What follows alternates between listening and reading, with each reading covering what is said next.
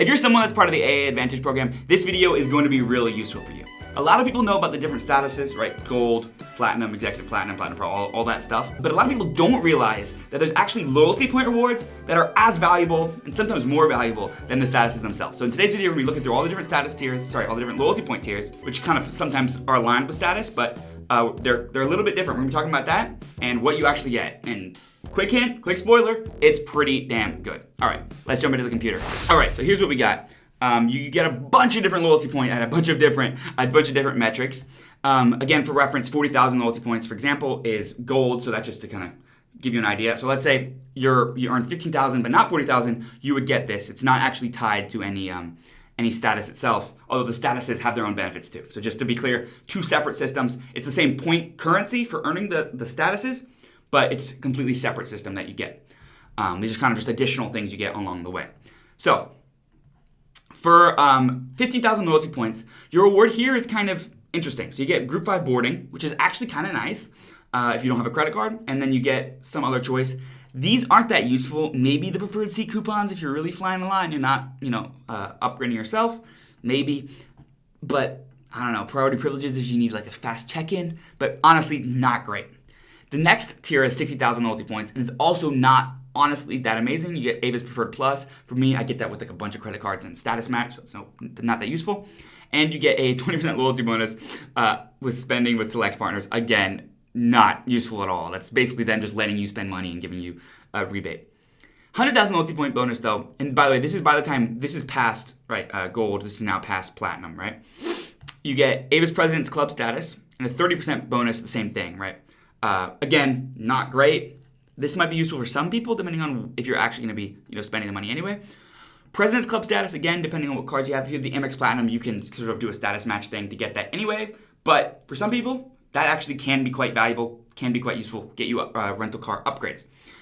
It's about here where we start getting into the real meat and potatoes of the thing, right? With 175,000 loyalty points, which is pretty hard to do, by the way. That's about, $175,000 of credit card spend, depending on the card you have. Actually, it can be slightly less. Or if you use, we'll talk about the ways to get it at the end. But yeah, this is where it starts getting like really, really difficult to actually get it. This is like $17,000 a flight kind of territory. But as a result, the rewards get pretty insane. So the bad ones obviously is 5,000 loyalty points. That's stupid. 6 Admiral Club one-day passes, like what?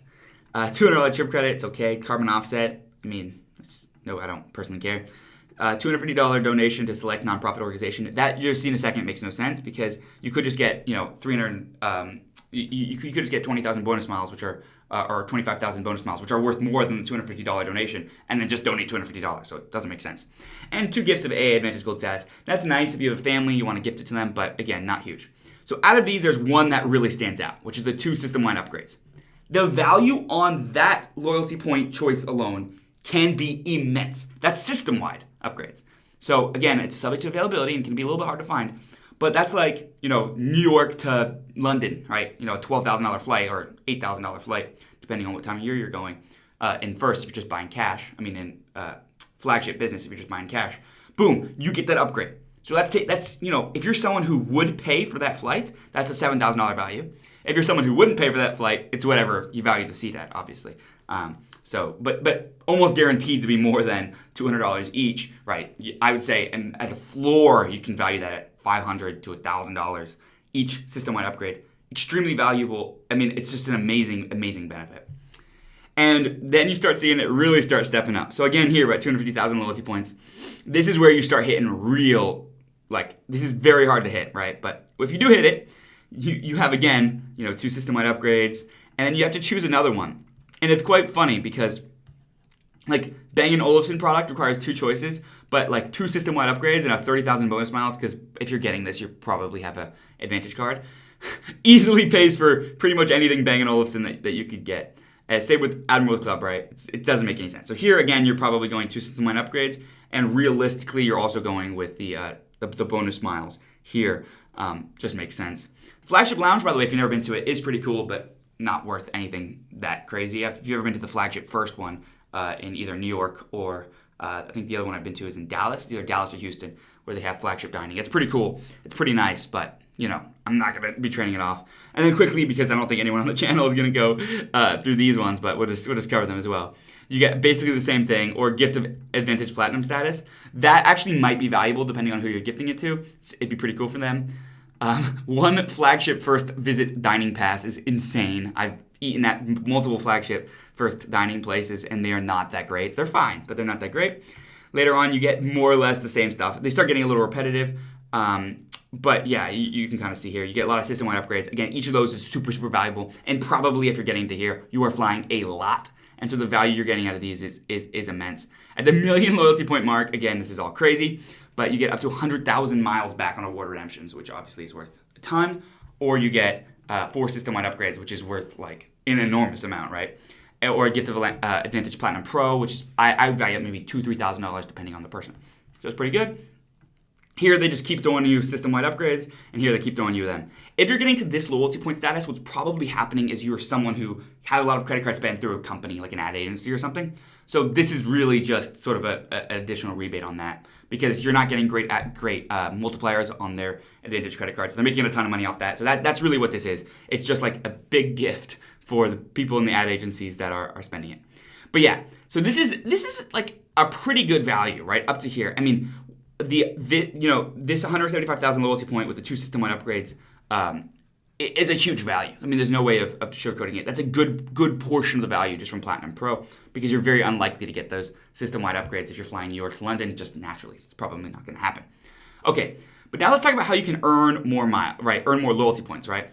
There's a lot of different ways. Obviously, the one they always push is fly with American, fly with partner airlines. That's obviously not what we're talking about, because if you're flying enough, you just have it anyway.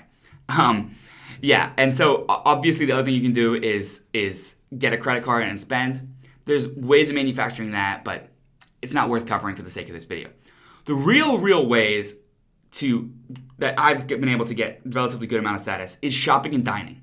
It's actually quite easy to find great deals on Advantage eShopping, the eShopping portal, and get big multipliers. And those count for loyalty points. So if you see like, I don't know, if you see like a VPN subscription with $90, 90%, 90 miles back per dollar or whatever, which does come up, and you spend $100, that's 9,000 loyalty points right there, right? That's a quarter of the way just on your VPN subscription. Just as an example, that's something I bought through there. Dine and earn, also if you're someone that goes out to restaurants, it can add up, but really the way to do it is ask your friends if you can link their credit cards, and if they spend there anyway, you just get the points. And a lot of them don't mind, because you just enter the information and boom, it just works. A lot of people that aren't savvy and don't mind through the portal. So you can actually kind of build up a stack of people's credit cards, and it actually adds up faster than you think. But yeah, those are kind of my pieces of advice. I would really look into eShopping if you haven't already. It can be really good. There can be some really great bonuses, and that does qualify for loyalty points too. It's not just the miles. And that's really, really powerful. But yeah, hope the video was helpful. Hope you learned something about the loyalty point bonuses. If you did, please do subscribe, and I'll see you in the next one.